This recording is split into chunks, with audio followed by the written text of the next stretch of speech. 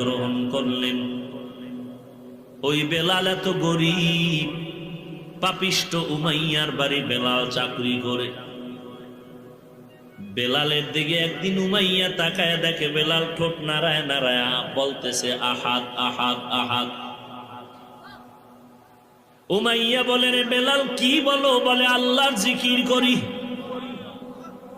বলে আল্লাহ আবার কে? বলে তোমারে যিনি বানাইছেন তিনি হলেন আমার আল্লাহ। বলে বেলাল একবার বলছো, দ্বিতীয়বার এই কথা যেন আর না শুনি। বেলাল এতক্ষণ বলতো আস্তে, উমাইয়ার বাধার পরে এখন বেলালের আওয়াজ আরো বাড়তেছে আরো বাড়তেছে।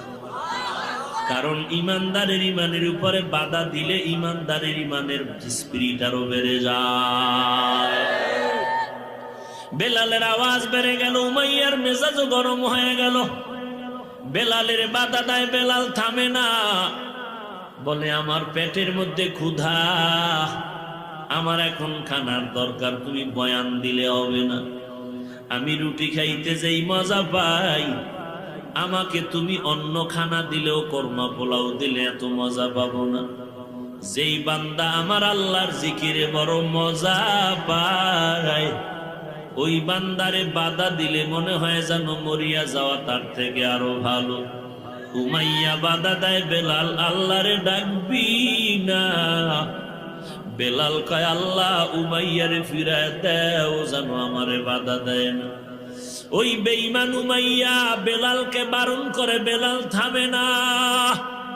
এক পর্যায়ে বেলালের পায়ে হাতে রশি লাগাইয়া, রশির আর একটা মাথা ঘোড়ার পায়ে লাগাইয়া আরবের উত্তপ্ত গরম বালুর উপরে ঘোড়াকে দৌড়াচ্ছে। আর ওই ঘোড়ার রশির টানে টানে বেলালও হাসরাইতেছে। গরম বালুতে বেলালের চামড়া গুলো পড়ে যায়। বেলাল আল্লাহর দিকে তাকায় বলেন, ও মালিক, দুনিয়ার কষ্ট দেয় সহ্য করা সম্ভব, তুমি আমাকে ধৈর্য দাও। এরপরও আমি জাহান্নামের আযাব সহ্য করতে পারবো না রে আল্লাহ। রাস্তার কিনারা দিয়া হযরত আবু বকর সিদ্দিক হেঁটে যান।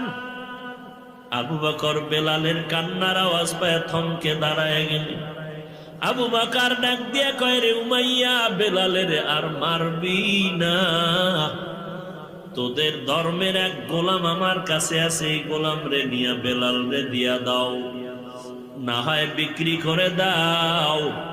বেলালকে আবু বকর কেনার জন্য রেডি হয়ে গেলেন।